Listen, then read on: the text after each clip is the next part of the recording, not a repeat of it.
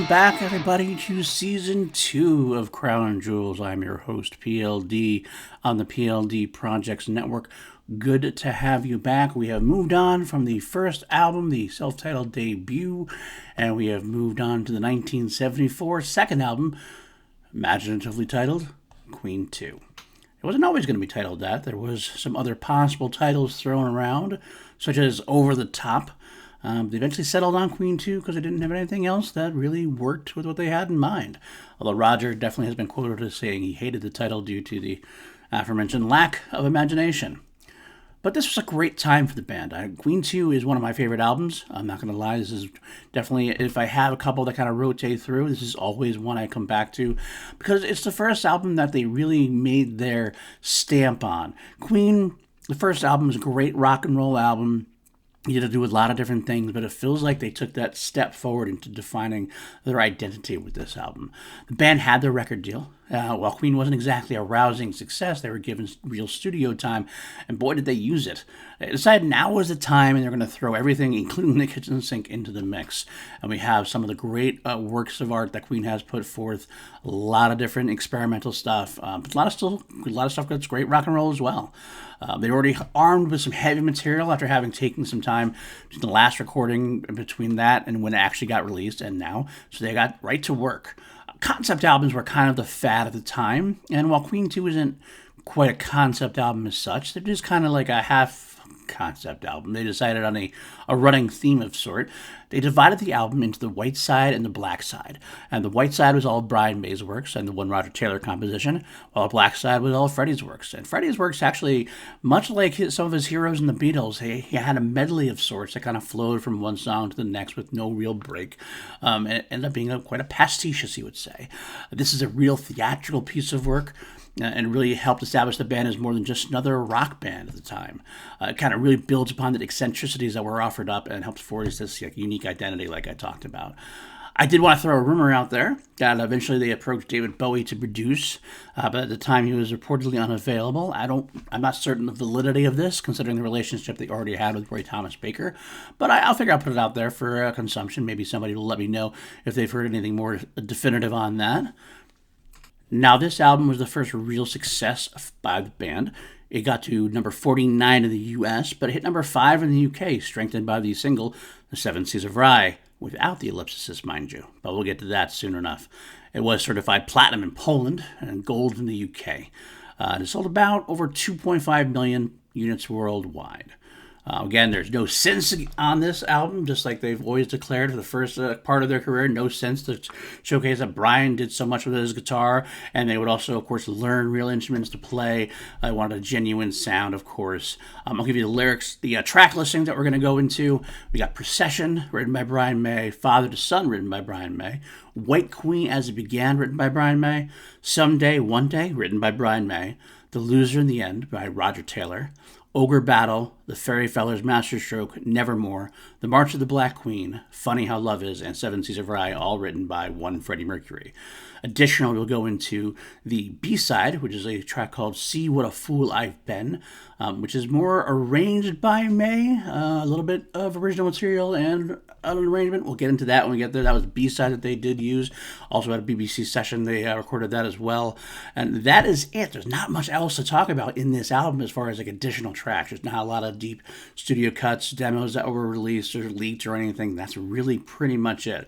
I will throw it out there for the sake of completeness that there were rumored recordings put forth by some fans that said there were extra tracks that were recorded somewhere deep in the archive called Surrender to the City and Deep Ridge, but both of these are really considered to be fraudulent tracks made up by fans. For some reason, Queen fans, a certain sect of Queen fans, really get their rocks off by just kind of creating these false titles and getting people's hopes up. I don't know why. I don't know what the issue is at that point.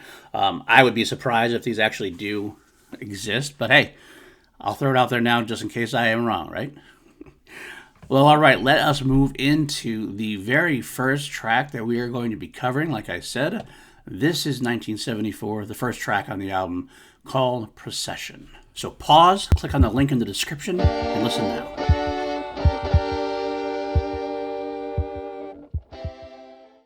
Procession a nice little instrumental opening, written by Brian May, featuring Brian on electric guitars and Roger Taylor on the bass drum. And that's right, this is the first track that not all four members played on.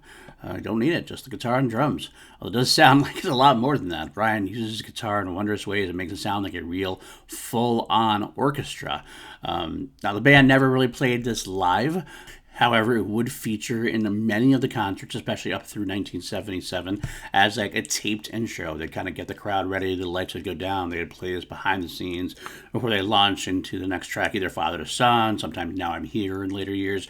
And it was resurrected by Queen and Adam Lambert for one of their tours as well. It's a very nice intro. It's a perfect intro. That's why it works perfectly for the album. There was a quote from Brian May all about how he made this. I'll read that from 1998, like I said. He talks about the Deaky amp, which is something that John Deacon had built. Quote, "That's this Deaky amp. It's a little 1-watt amp that John Deacon built and brought into the studio one day. I had done Procession with AC30s, and it sounded just a little bit too smooth. I wanted it to sound more violin-like and orchestral, so I double-tracked some of the layers using that little amp. And it's incredible. I've used it ever since in anything when there's a real orchestral-type sound. Depending where you put the microphone in front of the amp, you can really tune the sound. It's very directional."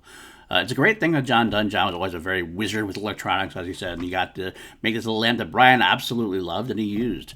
It's a great, powerful opening. It's exactly what it says it is. It's a processional. It's a very short piece. It does what it's supposed to do, and I really think it's a great way to begin the album. It really shows what we're in for. This is not just a straightforward rock and roll band. This is a theatrical side, a more orchestral rock band. I love how it begins. It's a great, perfect opening. It does a great job going back and forth, using the pan that Queen has always done, pans from back and forth. It adds different sounds from the guitar, not just an orchestrated guitar. You had a higher note, you had lower notes, some violin sounds, some kind of like more bassy sounds. It really works as a piece and as a whole. It just works. Now, the second link you'll see in the description is for Procession from the Golders Green Hippodrome, London, England, from September 13th of 1973. This was a concert released on the Queen on-air box set. You notice 1973. That's right, this actually takes place before the album Queen 2 is released. As such, this is actually a primitive version of Procession. The band was starting to get antsy trying to perform some new material. This concert has a bunch of Queen 2 stuff that hasn't been released yet. And they opened their concert with Procession, the taped version of it. But Brian basically taped an earlier version. It's not quite as intricate, not quite as layered. It's kind of a smaller version of it. It's interesting to see where it was at this time compared to where it goes, though. So it's very definitely, like I said, it's definitely worth a listen.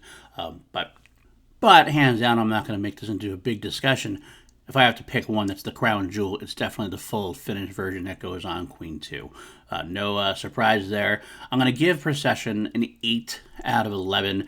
You always go to 11. In fact, I don't have anything negative to say about the song, but I have a hard time putting a smaller instrumental piece as a perfect 11, the one that I listen to all the time. I don't really skip it at the beginning of the albums or anything, but it's not something I ever go to listen just to that. I want to use that as a teaser to get into everything else.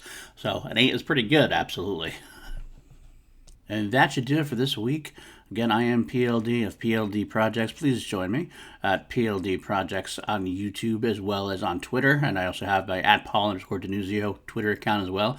Come talk to me. I'm easy to talk to. Also, you can find me on Patreon, patreon.com/PLD Projects as well.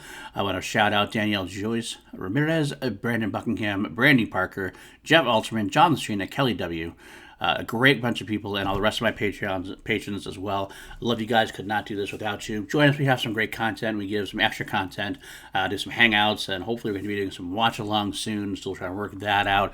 But otherwise, you can find me on the Spotify feed doing Crown Jewels. You can find me doing Two Mediocre White Dudes on Film. Myself and PJ Campbell going through the Halloween franchise right now. Some of our favorite. We're really passionate about that. So you want to hear about passionate people about Halloween? That's the place to come. We've also done Lord of the Rings, The Conjuring, Scream. We had to do a bunch of franchises. And as a Patreon, you can help us decide that. For Brandon Buckingham, we recently did the Lord of the Rings trilogy, and that was a lot of fun as well. Of course, you can also find me on PLD Projects YouTube channel where I do class action every week. Myself, Rich Dirk Jarvie, and Matty Gunner. We take two franchises, actors, directors, whatever, something like that. We put them up against each other, make up some different categories to challenge each other with, and we figure out who is the winner in this steel cage match to the death.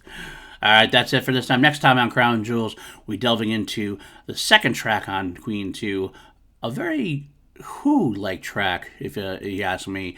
Brian written Father to Son. We'll see you next time, guys. Bye now.